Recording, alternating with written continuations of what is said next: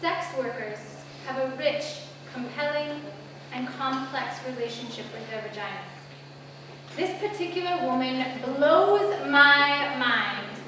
She was a sex worker, but she only did sex work with women. Las servidoras sexuales tienen relaciones profundas, irresistibles y complejas con sus vaginas. Esta mujer en particular me llamó mucho la atención. Era una servidora sexual, pero solo servía sexo a otras mujeres.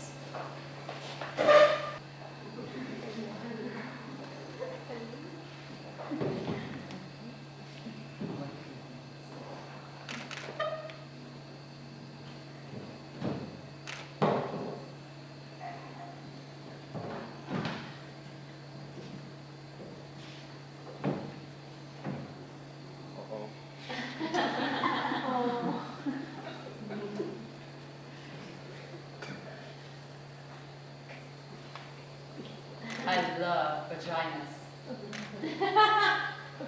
I love women. I do not see them as separate things.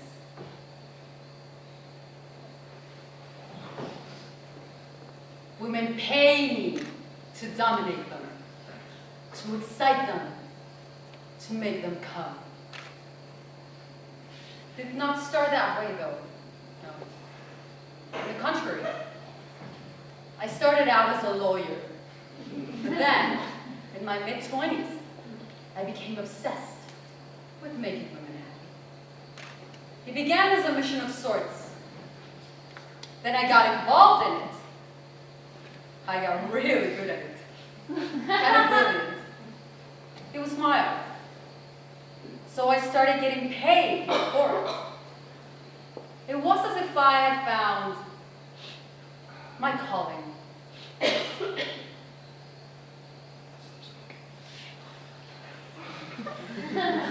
I wear outrageous outfits while I dominate women.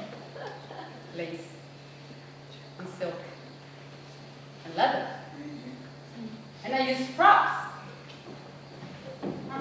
Whips, handcuffs, dildos. Oh, there was nothing like that in tax law. There was no props, no excitement. And I always hated those corporate suits that I wear now from time to time for my new line of work, and they have served quite nicely. But there was nothing like that in tax law. There was no wetness, no mysterious foreplay, no erect nipples, no delicious mouths. But more importantly, there was no moaning. Not the moaning that I'm talking about, at least.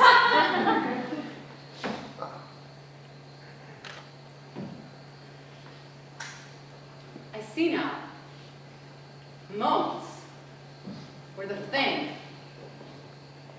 that ultimately seduced me and got me addicted to making women happy. You see, when I was a little girl, I would see women in movies making love, making big orgasmic moaning noises, and I got strangely hysterical. I used to laugh. I couldn't believe that those big, ungoverned, outrageous sounds would come out of women. And so I learned to moan. I would practice in front of the mirror. I would tape record it in various keys and tones. And whenever I played it back, it sounded fake. Well, it was fake. It wasn't rooted in anything sexual, really, only in my desire to be sexual. And then, when I was 10 years old, I once had to pee really bad. It was in a car trip, and it went on for an hour, and by the time I got to this dirty little gas station, it was so exciting, I moaned. I moaned as I peed. I couldn't believe it. Me moaning in this dirty little gas station in what? Ciudad Colón? So I I realized then that moans were connected to not getting what you want right away. And I realized that moans were better when they caught you by surprise. And that they came from this place, this mysterious place inside of you that was speaking its own language. I realized that moans were in fact that language. And so I became a moaner. It made most men anxious. Frankly, it drove them crazy. I was too loud and they couldn't focus on what they were doing. And then they would lose focus and they would lose everything. So we couldn't make love in people's homes because the walls were too thin. I even got a reputation in my building. People would stare at me with contempt in the elevator, like, the noisy girl, it's me, outside. Yeah. So men thought I was too intense. One of them even called me crazy. So I began to feel bad about my moan. And I became quiet and kind of like polite. I made noise into a pillow. I started to get headaches and stress-related disorders. And I was becoming hopeless. Until I discovered women. I discovered that most women loved my moaning. But more importantly, I discovered how deeply excited I would get when other women moaned. When I was responsible for other women moaning. So I made love to quiet women. And I found a place inside of them that shocked the moaning. And I made love to moaners. And we found kind of like a deeper, I don't know, like a more penetrating kind of moan. So it was kind of like a surgery, like a delicate science to find the tempo, the exact location, or home of the moan, as I would call it. Sometimes I found it over women's jeans. Sometimes it was completely off the record, quietly disarming the surrounding alarms and moving in.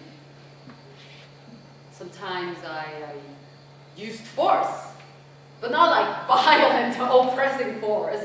It was more like dominating, like, I'm going to take you somewhere, lay back and relax and enjoy the ride, kind of force. And of course I used props, and sometimes it was simply mundane. I found the moan even before things started.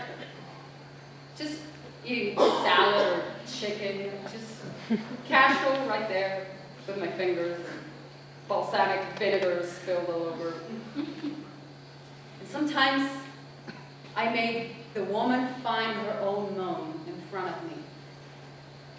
I just snuck it out and waited for her to open herself. I wasn't fooled by any minor, more obvious moans. No.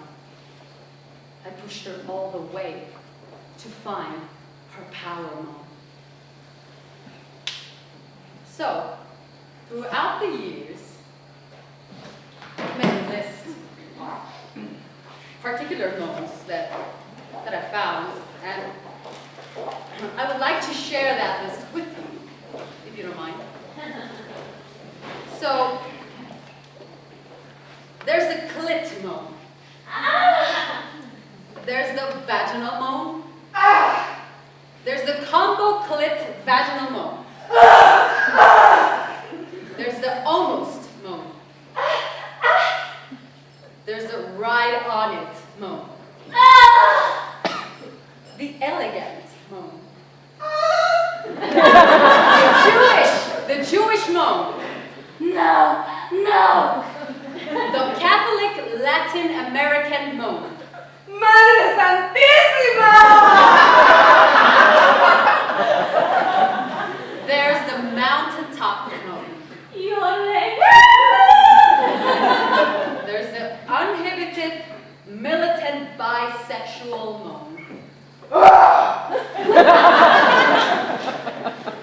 There is the you-piecer moan.